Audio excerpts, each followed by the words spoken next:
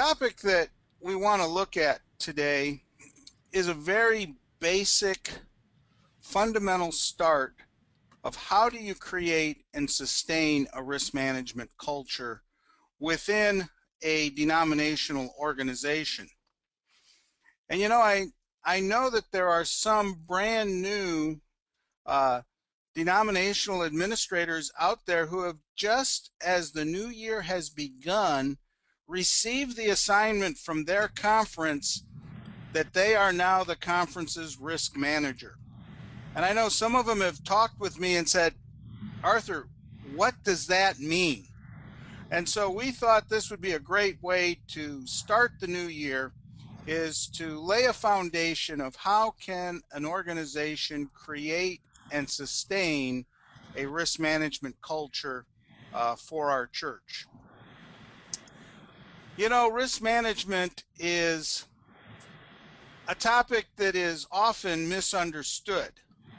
And so as we begin, let's look at what is risk management. Well, first, it's an awareness.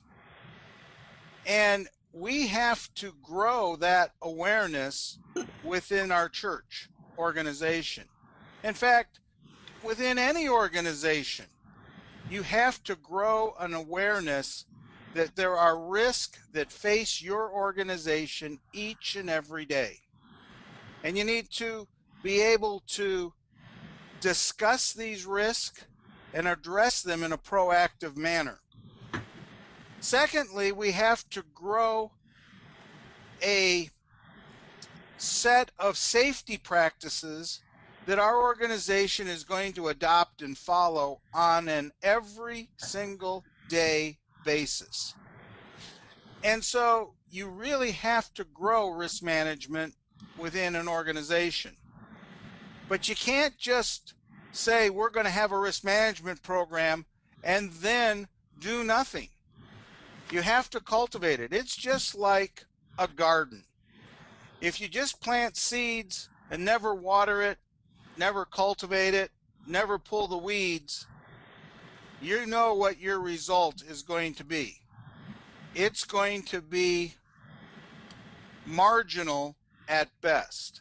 And so we're going to talk about how can we cultivate the types of things that will help to support our risk management program, with the ultimate objective always being to create within our culture a organizational risk management program that all of our employees and ministry leaders understand, and it becomes second nature to them. So let's look at the risk management process for a moment.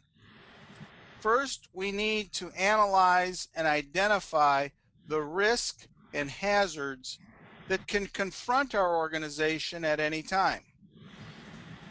As part of risk management identification, we also need to know the appropriate values for the assets that the church has, be those our buildings, the equipment that we own, the contents, anything that has a value.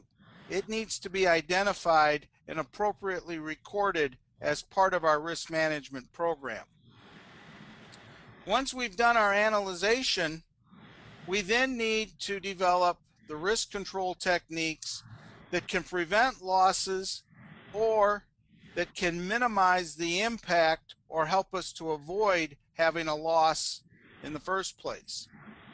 And finally, we make decisions on how much of the risk are we going to either self-insure and retain it within the church organization, or are we going to transfer that risk out to an insurance company to care for, or are we going to transfer that risk out to another organization and make them responsible for the cost if an accident were to occur?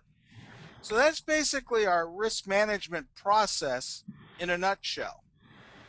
So let's begin looking at how we grow a risk management program. First, we have to plant the seeds of risk management. Marvin Rinke, who was a past president, he's now retired, of YMCA Services, made this very insightful statement. The genesis of many accidents begins in the boardroom. What really does that mean? How can your conference committee plant the seed for an accident that may occur? Or how can your church board or your school board be planting seeds that can result in accidents? Well, you know what the YMCA found out? As they looked at their accidents and their claim statistics and started to peel back the layers of what went wrong, what were the decisions that caused this accident to occur, many times they learned that it was a decision made at the boardroom level. Maybe it was to forego maintenance on a vehicle that later failed and was involved in an accident. Or maybe we cut back on staffing, so there was inadequate supervision that was the root cause for the accident. Or maybe we didn't replace equipment that had become so worn that it failed at a critical time. So I hope you can see that the decisions that we make in our executive committees, in our church boards, in our school boards are really some of the key seeds that is going to show us what is our risk management program really going to be like. And so your first step is to get leadership's buy-in that you're going to have a proactive risk management program. And by proactive, I mean that it's going to be supported from the highest level of your organization. And that means your conference presidents, your school board chairman, your pastors need to buy in that risk management is a critical part of your organization's ministries and its day-to-day operations. And then you need to help them through understanding the process. You know, it doesn't necessarily mean that you have to take a lot of time at every board meeting. Maybe you may want to start by just asking your conference officers if you could have 5 minutes at a conference committee each month or every quarter to talk about some risk issue that faces your conference and either report how should we be addressing this or what are we doing to address this, to keep them actively involved in helping you to identify potential risk, to help assess the types of activities so that they understand the special needs that you might be bringing to their attention and the rationale and the reasons behind them. You know, Arthur, Yes. as a communications person, this seems so critical to me. This idea of making people constantly aware, letting them know and be part of the process in a more ongoing way, so that when something does get really critical and need to be addressed and more drastic action needs to be taken, they're part of the process and they can already feel invested in being part of the solution. And you know, David, I believe if they do it in small, easy to manage steps, you know it's a challenge for anybody to come to a conference president and say, I need 30 minutes or an hour's of the executive committee's time.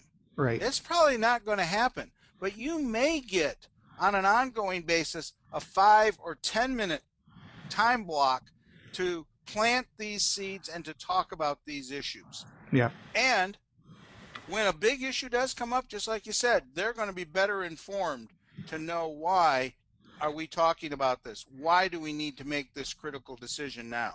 Yeah.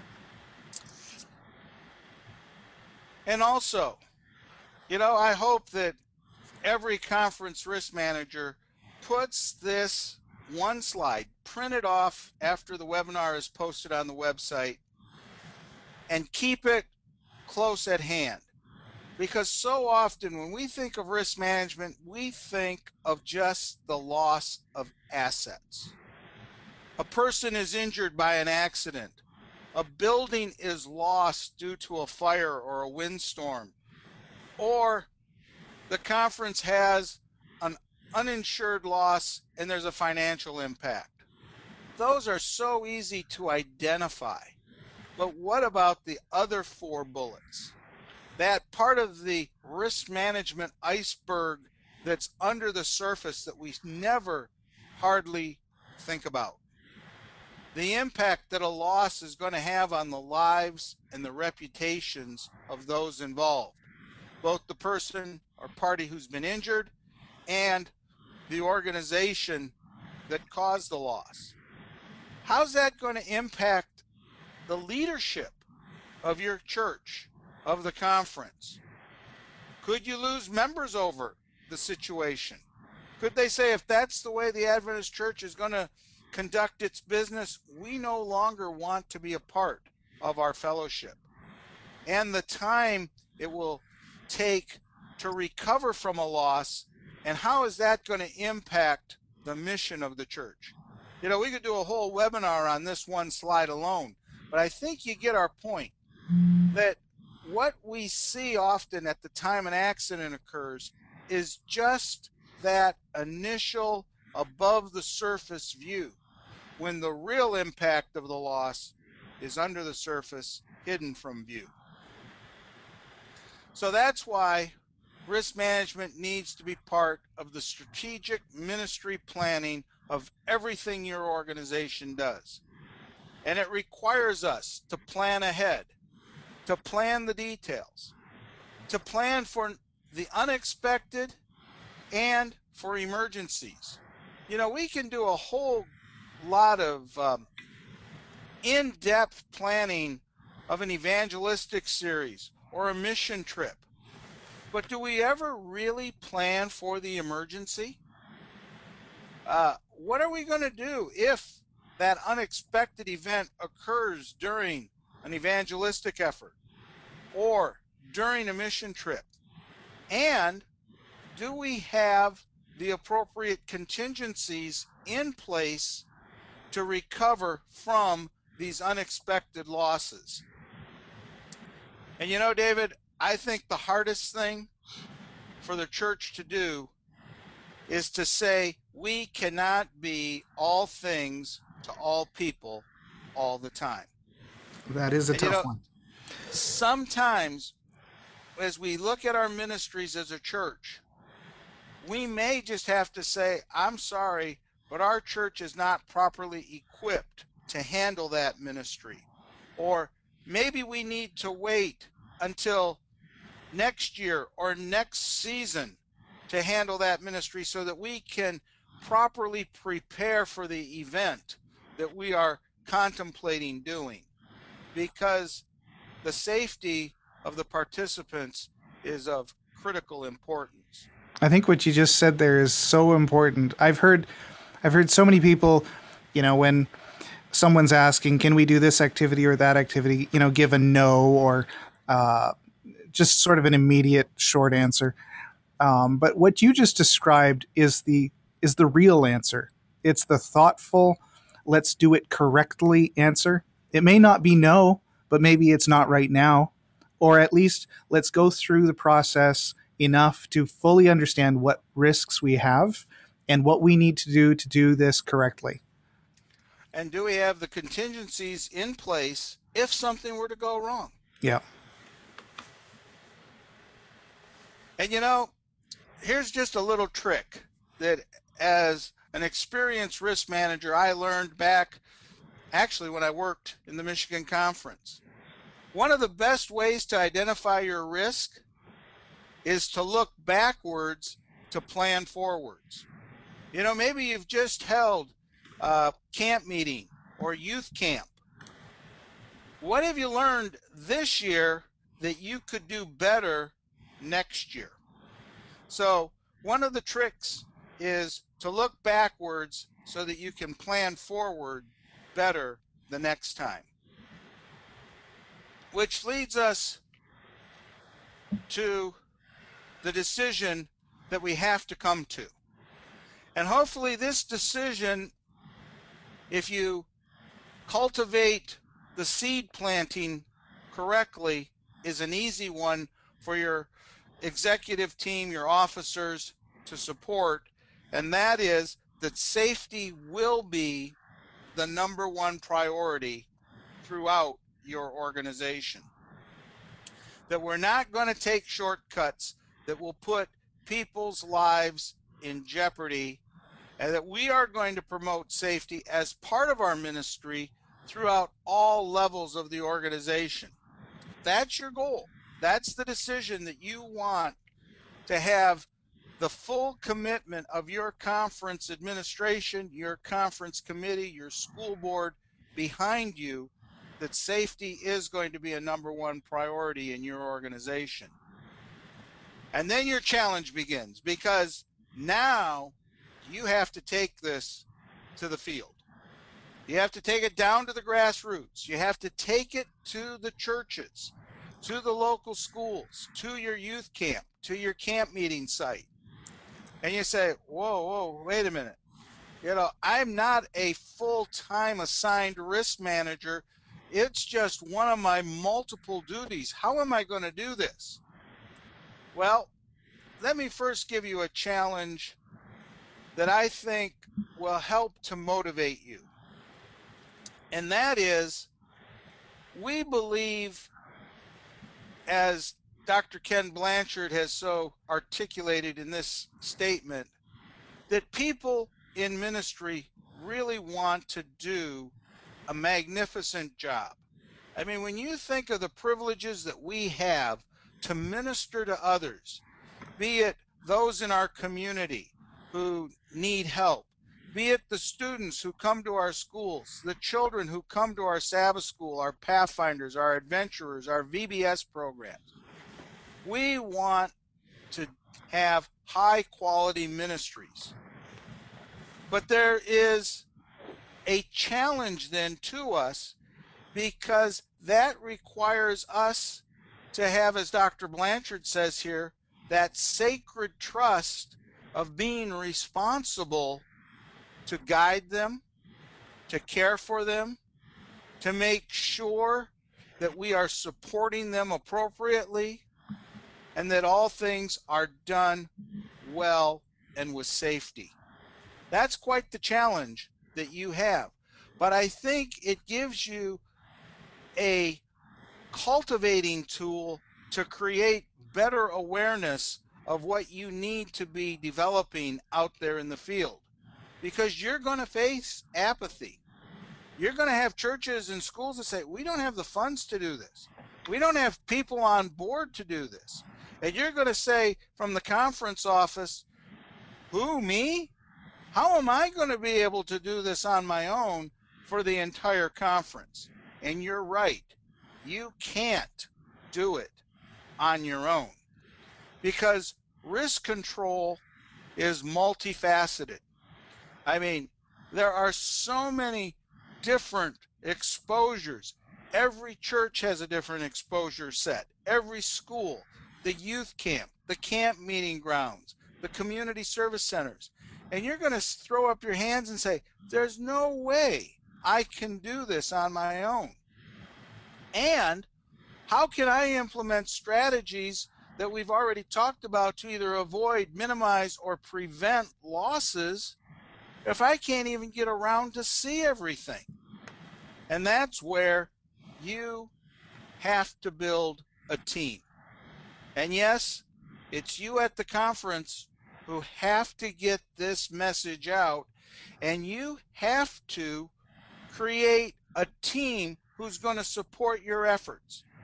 You can guide them, you can encourage them, but there's no way you can do it on your own. And that's why teamwork is critical to the risk management process. And as we come now to the second half of our webinar, we want to focus on resources that Adventist Risk Management is going to be providing to you at the conference office to help build this team to accomplish risk management. And the first key person, or persons I should say, on your team are to have local safety officers at every church and at every school. People who are willing to commit their time for safety at their local level. And you need to build relationships. I know there are conferences out there across North America who have wonderful ongoing relationships with a local safety officer team who makes the job of the risk manager at the conference level so much easier because they are engaged in the local grassroots safety efforts, and it's not all just on the shoulders of this person who's working at the conference office. And to do this requires training. Now, how can you train these local individuals? Most conferences utilize a system whereby once a year they conduct a local safety officer training seminar. Usually it's on a Sunday, and usually it's anywhere from a half to 3/4 of a day where they invite the local safety officers to come in for training.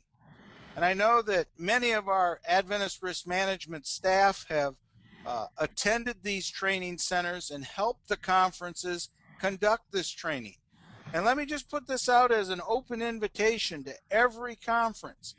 If you need our assistance in helping to conduct safety officer training, please contact us. We are here to help provide the expertise to train these local safety officers in what does it mean for them to have the responsibility as their ministry at their local church level. And we try to have them look at these 4 key areas so that they understand why making prevention must be a priority at that local church, at that local school. And just like you're facing apathy across the conference, this local church safety officer is going to face apathy within their congregation. They're going to run up against the same things that you're running up against. We've never had an accident like that. Why do we have to do this? Because we've identified the exposure that may cause an accident. We help them also to focus on child abuse awareness, how to protect children from harm within their facilities, how for them to encourage proper supervision so that we don't just carelessly go about the ministry activities at a local church level. And we want to encourage them to eliminate poor maintenance practices.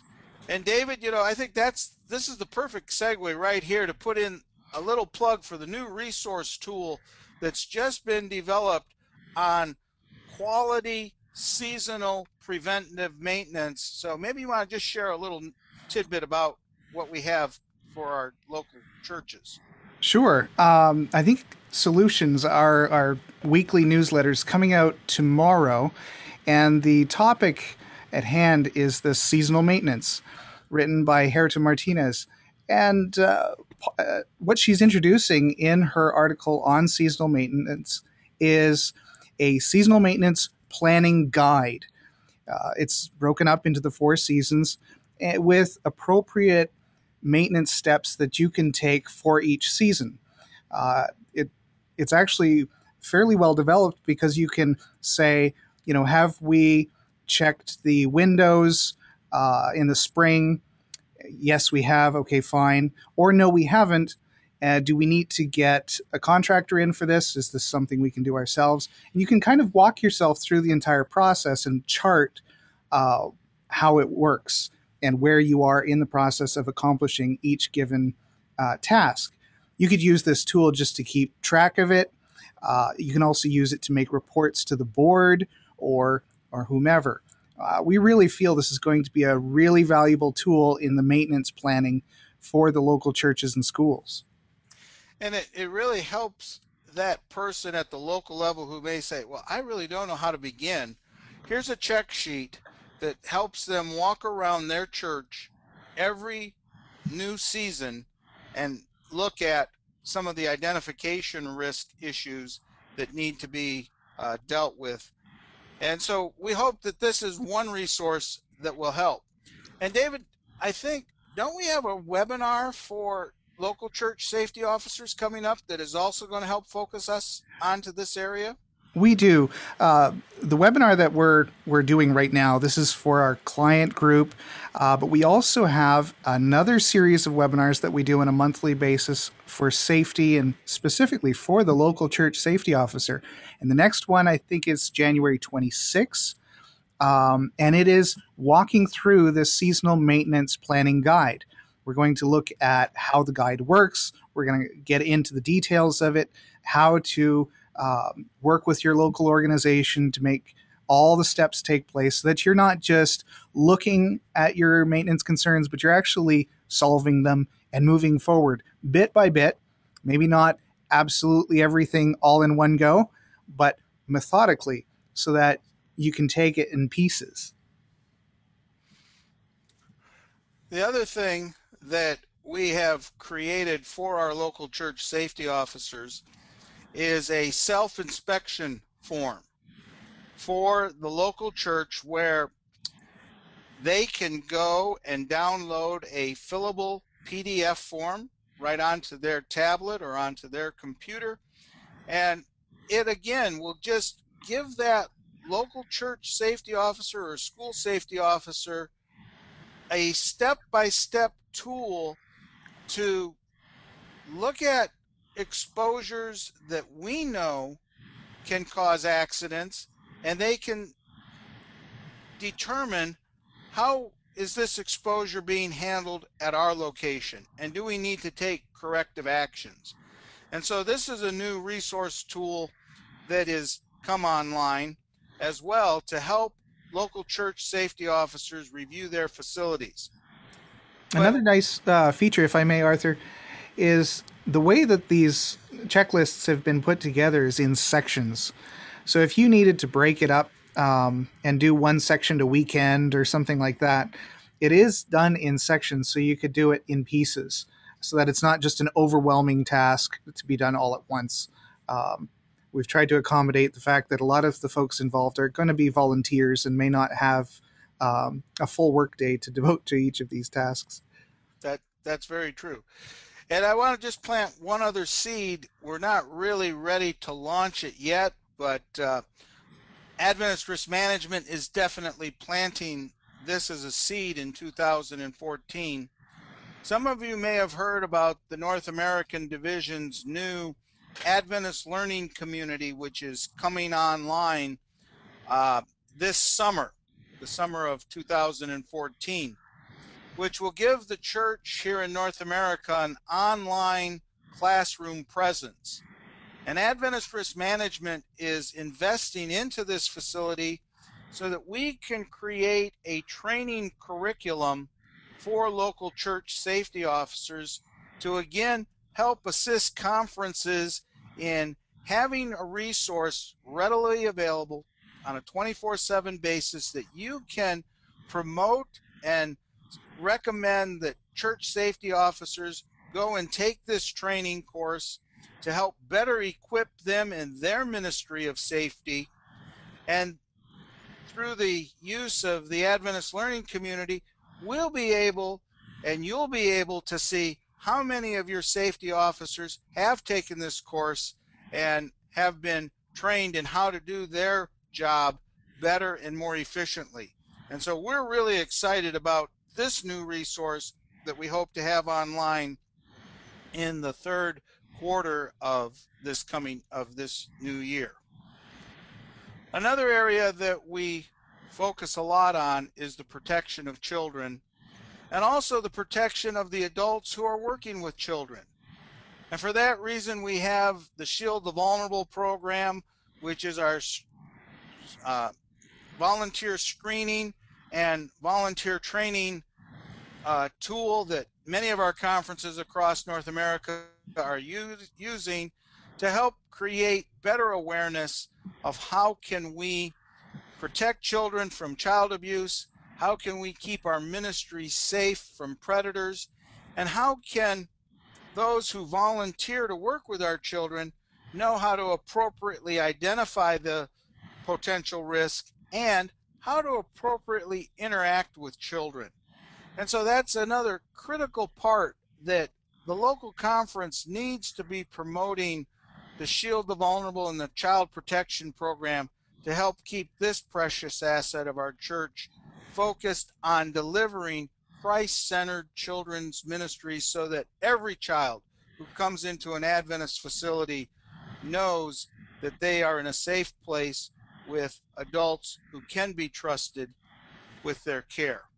Arthur, if I may just add a word of support, I went through the Shield the Vulnerable training program myself, and the materials, the information in that course is compelling, it's practical, and I just really encourage anyone who hasn't yet taken those courses, please go through that. You will find it's eye-opening and very practical. You can immediately apply these concepts to your environment. That is so very true. And if you need more information on the Shield the Vulnerable program, just simply drop us an email at adventistrisk.org and either to myself or to David, and we will put you in contact with the appropriate individuals. Well, that brings us to step number 5. We've now planted the garden. We've now cultivated it. We've now built our team to support it. And now we need to watch it grow as we implement it throughout all the ministries of your conference, the local churches, the youth programs, the Pathfinder clubs, the adventurer clubs. And you know, I know local church safety officers, and I know that those at the conference level will get real satisfaction of watching this risk management culture grow when questions start to come, what do you think about this? Or how should we handle that? It's really the signs that your risk management program is coming to blossom and to become an effective part of the ministries throughout your entire organization.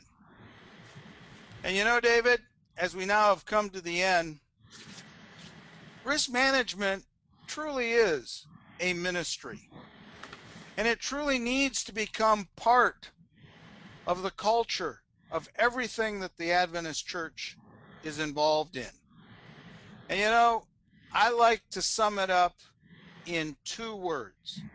Risk management is simply active stewardship.